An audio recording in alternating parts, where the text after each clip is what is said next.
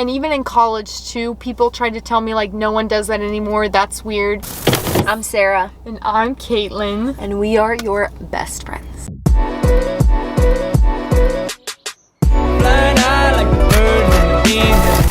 We're going to be talking about 8 pieces of terrible relationship advice that we have either heard or believed and then realized it was a lie. Maybe you were looking for just this piece of advice. It's going to be real. Do not forget to subscribe to this channel because this is what we are all about. This is our cup of tea.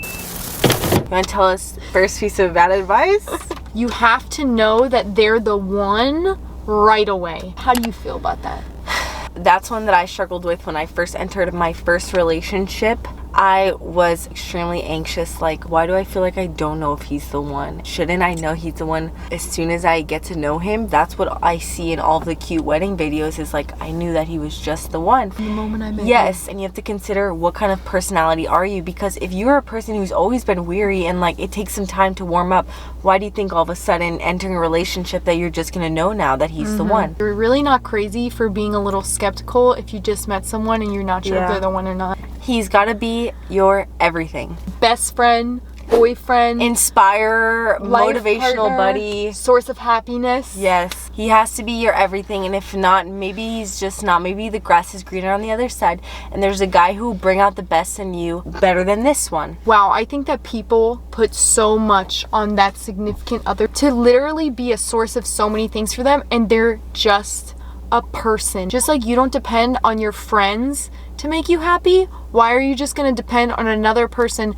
your boyfriend, to make you happy? We need a healthy balance in our life. I have my boyfriend, and yes, we do have a wonderful friendship, but I still need my best friend. My boyfriend is not my best friend and everything, because there are some things that I get out of my friendships with my girlfriends that I simply will never get out of my relationship with my boyfriend, and that doesn't mean there's anything wrong with it. It's just that we can't put it all on one person. And also, I did just listen to an amazing podcast, and the point is, our society, our culture, guys, the level of divorce rates is insane. And I know you know that basic fact right now. It's because we're all going into relationships now saying, how are they going to further my life? Marriage is not about furthering your comfort, your life, the better life. It really is going into it in how can I serve? And don't serve a guy who's not good, okay? Let's not get that mixed up. It's not all about how is he gonna fulfill you and is he my everything. Like, so real. Yeah, I know. That's why divorce is going up, because the second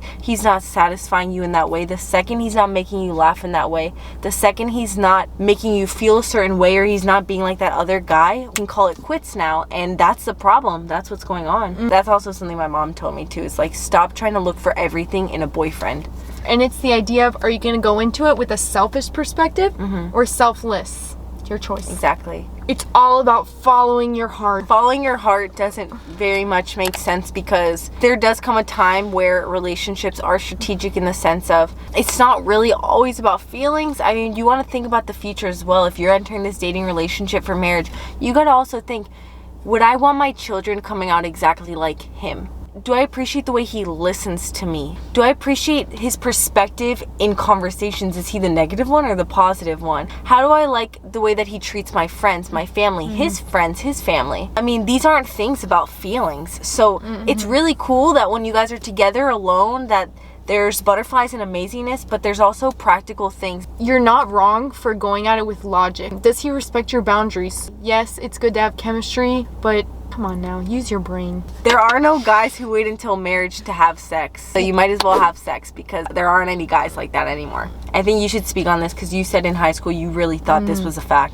And even in college too, people tried to tell me like no one does that anymore. That's weird. It was almost a lie in my head of, oh, okay, well, all these guys are having sex. No one's going to wait till marriage, so maybe I should just have sex anyway, because that's the only way I'll get a boyfriend. The guys that are having sex, a lot of the times, they are the loudest minority. They're bragging about their body count. They're talking about all the girls they've slept with. They're talking to their guy friends about it.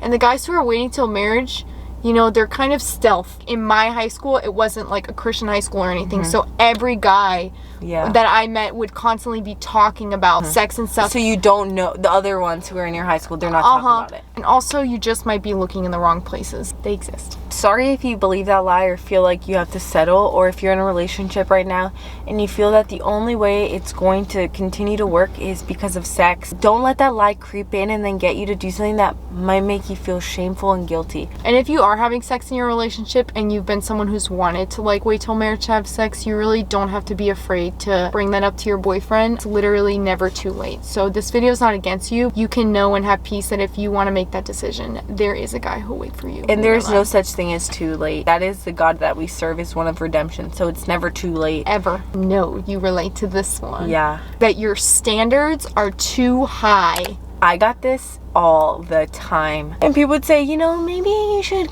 be careful. Your standards might be a little too high. And it's like, oh my goodness, just because I'm not picking any guy who breathes and walks on the street does not mean my standards are too high. I mean, that's how it felt like. I'm like, my standards are not that high. I just want a man who loves God, respects me and my family. I just haven't met them. That's not a big deal. Yes. If somebody tells you your standards are too high, I mean, sure, listen to it. Maybe you are having unrealistic expectations. That's a different thing. If your standards are that he loves God, that he loves you, that you guys are very healthy communicators, that's a great standard. Don't let anybody start making you think, like, overthink. Are my standards too high? Am I dreaming? Like, am I expecting something too much of God? Hello, God created the whole universe, okay? He will provide for you the man that you need and that he needs of you. And also, you just gotta find one. So if you're going through a lot of guys that aren't meeting your standards, hey, like, we're not looking for 10 different guys. We only need one life partner. So if you look at it that way, it's really not that daunting to think you just gotta find one fish in the sea. It's a bad thing if your man doesn't post pictures of you on Instagram all the time. He must not love you if he's not posting about you. Or you might not have that good of a relationship just simply because he's not writing cute things to you on Instagram. It all depends on the man, right? So if you get into a relationship with a guy who posts on Instagram all the time, he'll probably do it for you. And then he doesn't post for you, that would be a red flag. Yeah. Because that's the type of person he is to post and write cute things. Yeah. Versus on the other hand, if he's like the type that's chill about Instagram, never posts a lot, and then he doesn't post about you, how could you really blame him? You're asking him to change his lifestyle. Yeah. So that one, I would say it's only a red flag if it looks like he's intentionally trying to hide you, versus like he might just be a guy that doesn't really use Instagram. Post yet. That, what do you think? I relate to that one. I really sometimes struggle. I'm like, why don't you post pictures of me on your story? But his mind just doesn't go there, and there's no fighting it. His mind is just not thinking, let me take a picture of Sarah when she's eating, it's really cute. But I do relate to that one. I have to say my struggle is just from comparing. So if I see couples that the guy's posting a lot of her, I'm thinking like, that's cute, why doesn't he do that for me? And so it kind of stems from there. So recognize where your expectations are coming from, because a lot of my unhealthy expectations come from social media and what I see other couples doing, but you don't really know the ins and outs of their relationship, so why would I compare? But you know, I still do it.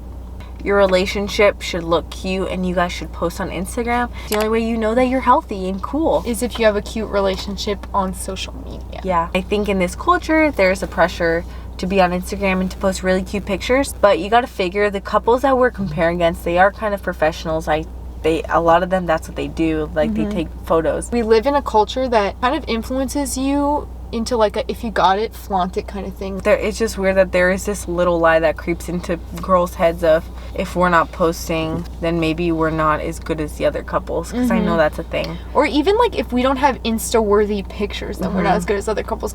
Yeah, or if we don't post good, maybe we're not for each other. It sounds so funny, but I know it's a thing. If you're having a little bit of those superficial thoughts, then maybe you do need to consider if you're ready to be in a relationship, because a relationship really is much deeper than Instagram and the aesthetics and how you guys look. Maybe you're at this place where you're having a lot of superficial thoughts and it's all about what people think about you guys. It's all about your outward appearance. It's pretty easy to get caught up in that. It's not fair to drag somebody along, and meanwhile you're having these thoughts of how everybody else perceives you, because a relationship is between you two, and you don't get into a relationship because of what everybody else thinks. That might be a little immature, and it's real and relatable, but... And it's kind of just what you said at the beginning.